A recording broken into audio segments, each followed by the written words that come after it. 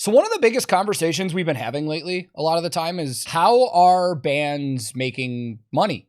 How are artists making money? And usually everybody's like, oh, it's merchandise and touring and stuff like that. It's always money in a banana stand. But whenever these conversation comes up, we immediately go to Spotify, of course, because Spotify has taken over how people listen to music. Like, record sales are pretty much, I wouldn't say non-existent, but record sales are definitely nowhere near where they used to be.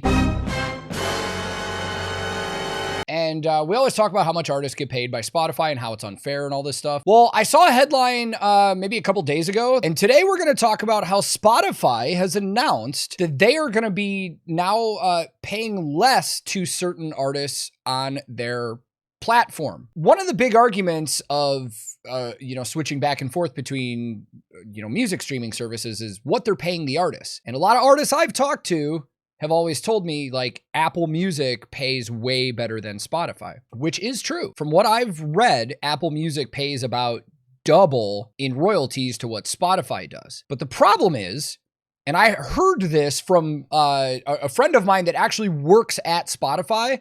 Now, this could be biased because they work for Spotify, but it is a very good point that they brought up to me. They were like, yeah, Apple does pay better than Spotify. For sure. That's not even arguable. However, artists make more from Spotify because vastly more people are using Spotify than Apple. So while Apple does pay more per stream, so many more people use Spotify that they still make more income from Spotify than they do from Apple. So it's you could argue either way, Second City Daryl just said, where is Tidal in that conversation? Last I heard they were better than Spotify and Apple paying artists. As far as I know, that is true. Here's the problem. Who the uses Tidal? I bet there's one or two people in here that might, but I've never run across any of my friends that are like, oh yeah, I listen to all my music on Tidal. That's just being honest. It's never happened. I've seen one person in chat just say that they use Tidal. Let's look it up really quick. Let's look up how many active users Tidal has. A few moments later. This is mind-blowing. As of this year, 5 million users. That is in comparison to Apple Music having 88 million, and that goes up against Spotify, who has 551 regular users. 100 times the amount of people use Spotify versus Tidal. So like we said, there's 250 people in the stream right now. There might be 2 people in here that use it. So Frost just sent a link in chat. A lot of you guys know Frost, one of the moderators for Nick Nocturnal's community. This is a pie chart breakdown of all of the streaming services, like the most popular streaming services. And as you can see, out of all of the streaming services that are out there, Spotify makes up for 32% of all of them. So about 1/3 of all streaming services on the planet, Spotify takes up that market, and 4.4% is others. Now, I'm not really that familiar with Deezer, and really quick while we pulled up this pie chart, Deezer says they have about 9 million or 9.8 million regular users.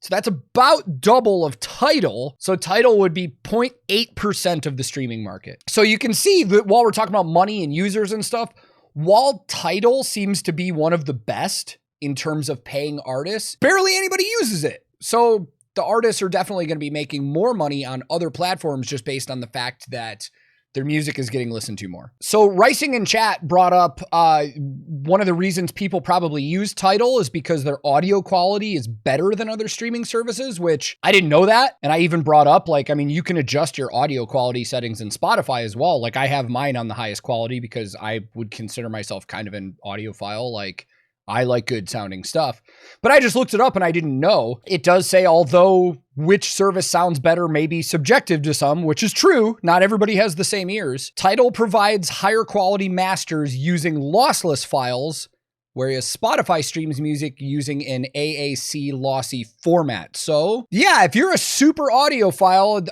Tidal would be the better option to listen to the actual music from what I'm reading here. But let's actually talk about what we're making this whole video for, and that is Spotify is changing its royalty program for artists now. Now, there's a lot of music outlets that have articles about this. I decided to go with Forbes for this just because while Forbes is still by editors that have opinions, you get a little better story and less bias from Forbes than you do with like Loudwire and Metal Injection and We Are the Pit and stuff like that. So I want to read this from Forbes. So this is from October 26, 2023. The article says Spotify will change it. Man, this is the second time I've tried to do this and I am tongue-tied already.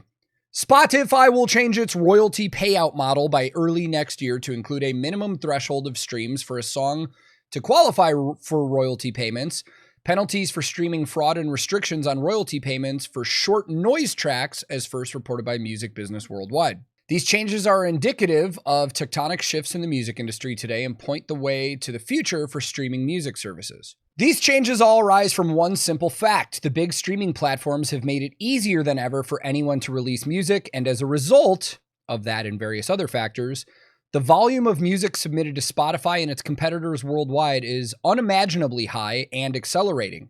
At this writing, more than 120,000 new tracks are uploaded to streaming services every day. To put that number in perspective, the total number of albums released per year in the 1980s during the era of CDs and cassettes was a few thousand. That's 3 orders of magnitude less than today. This is a very long article.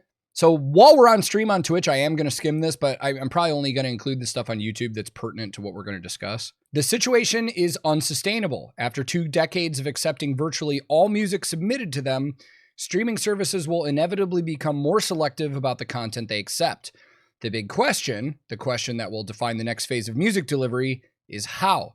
Different services are bound to arrive at different answers. Some of Spotify's forthcoming changes address this issue, even if obliquely. Most obvious is Spotify's decision not to pay any royalties on tracks that don't reach a minimum, as yet unspecified, threshold of plays. Although Spotify claims that this will only affect tracks that generate less than 5 cents per month, the upshot will be to demonetize tracks that are generated in bulk by automated methods, as well as those that are uploaded by non-professional musicians. This move will discourage some entities from uploading so much music and perhaps make inroads into that 42% of tracks that have 0 or very few plays, for example, that are overhead for Spotify. It will lower Spotify's cost of data management and royalty administration, and it will also appeal to the major record companies, 2 of which have ownership stakes in the company. Andrew Techie just said, why does it matter to Spotify what people are listening to? Surely the fact that people are listening should be all that matters. They still get paid either way. That's a fair point to bring up, actually, because I want to talk about Spotify royalty splits here in a second. But from the way that they're making it sound, and it might be a very self-righteous thing, they're arguing that the noise tracks or the AI-generated tracks and stuff like that are taking time away from the actual music that professionals are uploading. But also, as they've brought up, just the sheer amount of tracks that are uploaded to Spotify, some of which they consider nonsense. It's just so much for data. And they've already said 43% of the tracks on Spotify have 0 plays. That's crazy. Here's the thing. People already just hate Spotify. And it's fact. A lot of people just hate Spotify. They hear Spotify, they think it sucks, they still use it. What they're describing here, putting a cap number on like listens to get monetized and stuff, is no different from what happens to people like me on YouTube. So how is nobody complaining about that, or Twitch requiring certain amounts of viewers before you get partnered and stuff like that? Like it's the same thing. Like on YouTube, you have to have a minimum of 1,000 subscribers, and I think it's like 4,000 hours of watch time or something like that, until you actually get monetized.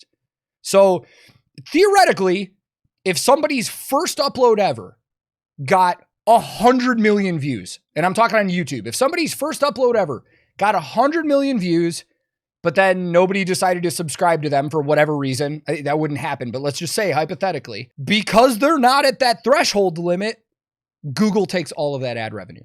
That person who put out a video that gets 100 million views does not get revenue at all. Same thing on Twitch. You have to have a certain amount of watch time and subscribers, or not subscribers, but average viewers on your streams to get partnered. I've been partnered so long, I can't even remember what the fucking tier under that is. Affiliate. Damn! Sorry, you guys know me. I'm not that arrogant. I was trying to be funny, but yeah, affiliate. So to me, the Spotify thing just seems like the same thing as that. They're going to make sure, rather than having randomly uploaded stuff, that it is an artist that's taking themselves seriously, that is trying to get their music out there before those tracks can get royalties paid to them. Now, here's the other thing. Spotify pays artists between 0.003 and 0.005 of a cent per stream on average. That means for 1 million plays on a track, you're going to make between $3,000 and $5,000 on average. That works out to an approximate revenue split of 70-30. So that's 70% to the artist / rights holder and 30% to Spotify. That's better than fucking Twitch pays out. That's right on line with how YouTube pays out. And only for donations and stuff. Like, if I looked up my revenue right now, based on how much like advertisers are spending to advertise on my videos versus how much I actually get, it would be way different. Let's look. 1 minute, 37 seconds later. Okay, so I just pulled up my YouTube analytics. We just had a short discussion about this, about the way it's laid out. Like, YouTube analytics have a lot of different numbers on here, and they mean a lot of different things. So my CPM on my last 4 weeks on YouTube was $7.82.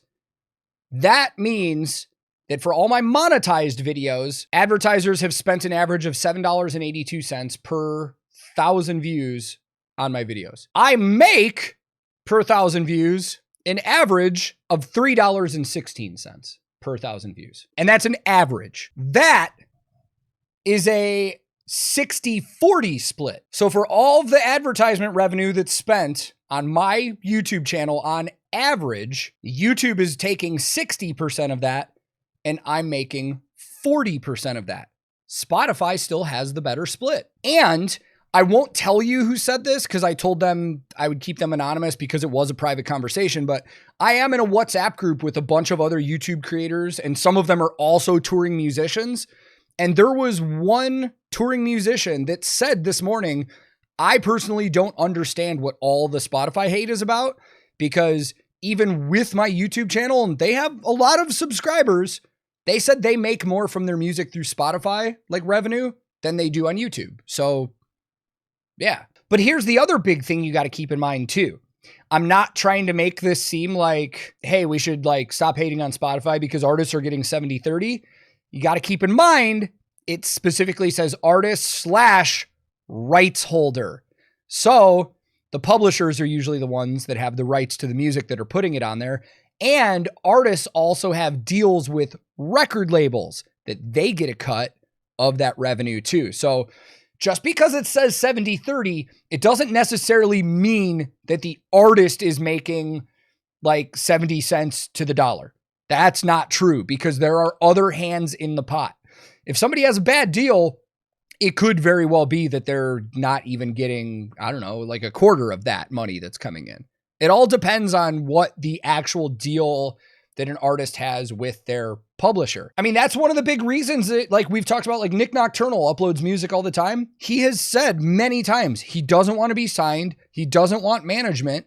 And that's super smart if you have the platform to get your music out there and have people listening to it, because nobody else has their hands in the pot. So for me personally, I don't necessarily feel bad or am bothered by what Spotify claims that they want to do here. It does seem like all they're doing is implementing a model like YouTube and Twitch already have in place for their stuff, where you have to cross a certain threshold to be taken seriously to get monetized from your stuff. And I think based on, like we said, the sheer amount of stuff that gets uploaded to Spotify, I feel like that's kind of fair, to be honest.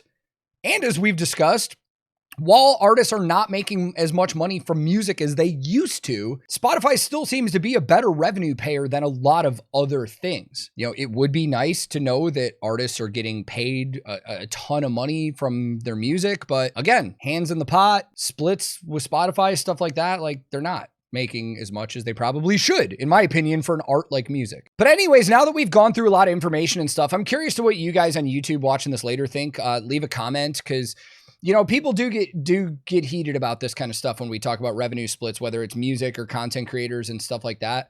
For me, yeah, like as a content creator, yeah, it would be great to get paid more money. Everybody wants to make more money, but I don't really have any complaints. My main critique and complaints about YouTube is more of the copyright and fair use system versus how they're actually paying us. But that's a whole discussion for a different video.